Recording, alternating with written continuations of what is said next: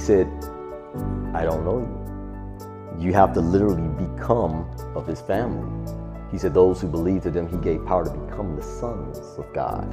And so you literally become a child of God.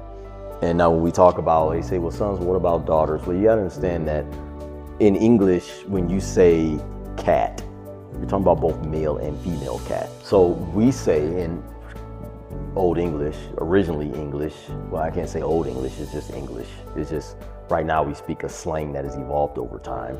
But in English, you say man, you're talking about humans. You're not talking about a female or male, you're talking about humans in general. We call that human kind. And what is a kind? It's like dog kind, fish kind, bird kind, human kind. So that means the word kind can be dropped and just say man. Man is the same as saying mankind.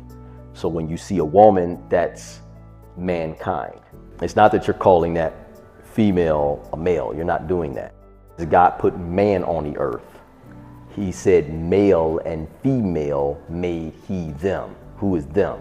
Man. He made man, male and female. So there's male and female.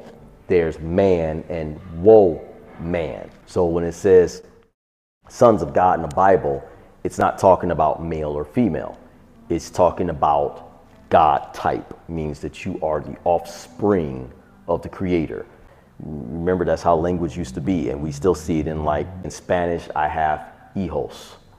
Well, that could be your sons and your daughters, but they're called hijos. Don't get it misconstrued and think that it's just talking about males. It's talking about humans becoming sons of God, hijos. So this means that if you are children adopted by God, and he says that the Holy Spirit testifies by having you cry, Abba, Father, which happened to me, and the tongues came out and began to say, Dad, Daddy. And God told me, I am your only father. I think I was heard. I think there was twice I heard something like that. And twice the Holy Spirit said, Daddy. And why would I say Daddy? Well, in the Bible it says Appa, but Appa is Aramaic. So why would I say Appa now? Because I don't speak Aramaic. Appa means daddy, you know. So it will be Appa for someone who speaks Aramaic, or Papa, or Daddy, or Dad. So you become a child of God, and you're becoming God type. And so you need to have that relationship with God and become part of his family. Then you'll move in with him.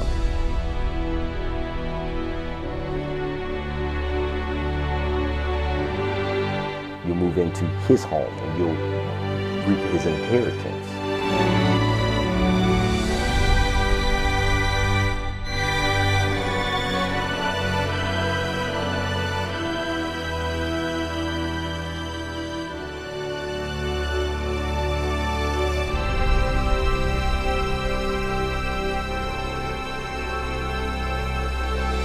Sometimes I would joke with my son and says, you know, what are you doing staying in my place? Why don't you go get a place and let me, why are you coming around this place?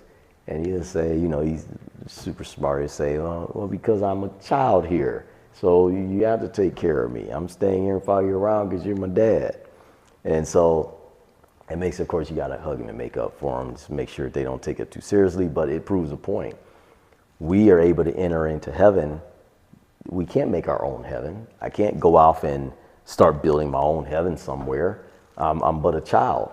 And so I need to go and stay with Dad. And so when I die, and when his body dies, then I need somewhere to go.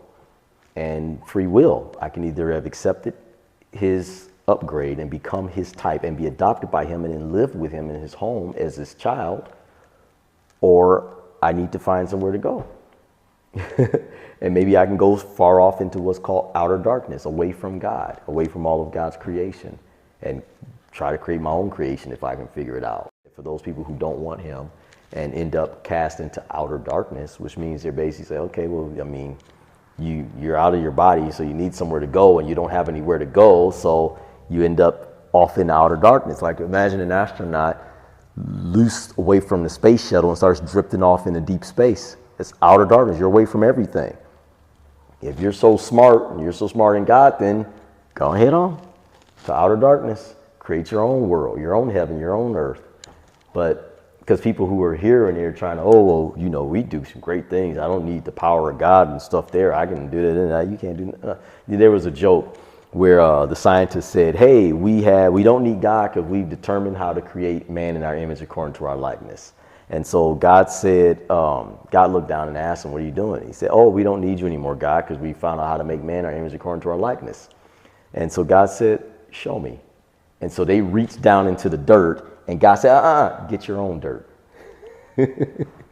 Everything here is basically, this is God's technology. Electrons, that's God's technology. The fact that the air is compressible so that you can fly on it like a bird does, that's God's technology. This body, this is God's technology. There's nothing that we're doing that's not God's technology. We're basically just building Legos. You know, say, oh, look at what I made. Okay, well, make Legos. You know, you're not building anything yourself. You're just taking a system that God made for you to be able to build stuff from. Oh, I'm an expert programmer. Okay, we'll start with no language. You know, start with just a bunch of switches and develop your own binary code, your own compilers, and develop your own language. And then you can start saying you're an expert programmer. But even then you can't come against God, because then you have to say, okay, now create your own molecules, create your own energy, you know, go off into outer darkness and you can be your own God there. But you're going to try to be your own God using God's stuff, borrowing God's stuff. You know, you're a CAD designer, but the only thing you can work with is dragging and dropping blocks. You can't design anything on your own. Go off into outer darkness.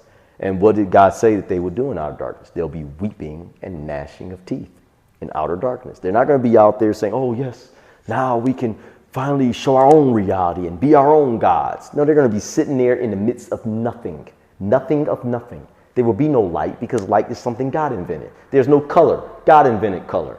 There's no sound. God invented sound. There's no time, communication. There's nothing.